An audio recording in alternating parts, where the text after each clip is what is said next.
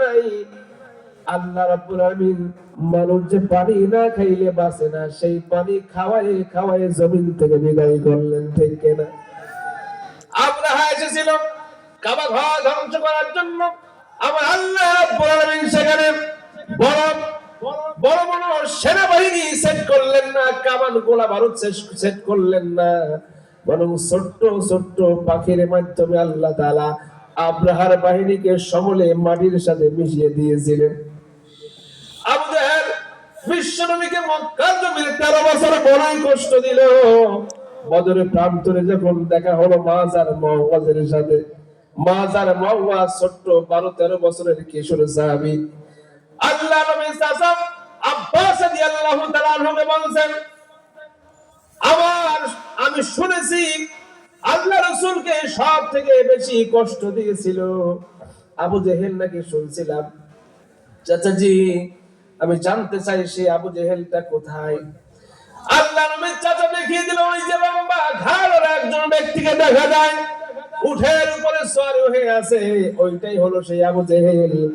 মাজার মুআওয়াজ সিংহ শাবকের মতো দৌড়ে ছুটে চললেন, গিয়ে আঘাত করলেন। আঘাত করার পর আঘাতের পর আঘাত শুরু হয়ে গেল, জমিনের মধ্যে আবু জেহেল লুটিয়ে পড়ল। এরপরে আল্লাহ নবী সাল্লাল্লাহু আলাইহি ওয়াসাল্লামের চূড়ান্ত দুশমন ছোট্ট মাজার মুআওয়াজ নামক দুইজন কিশোর সাহাবীর হাতে নিহত হয়ে গেল।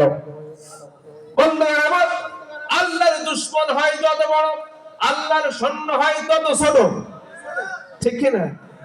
আল্লাহর দুশমন হয় যত বড়, আল্লাহ রাব্বুল আলামিনের সৈন্য হয় তত ছোট।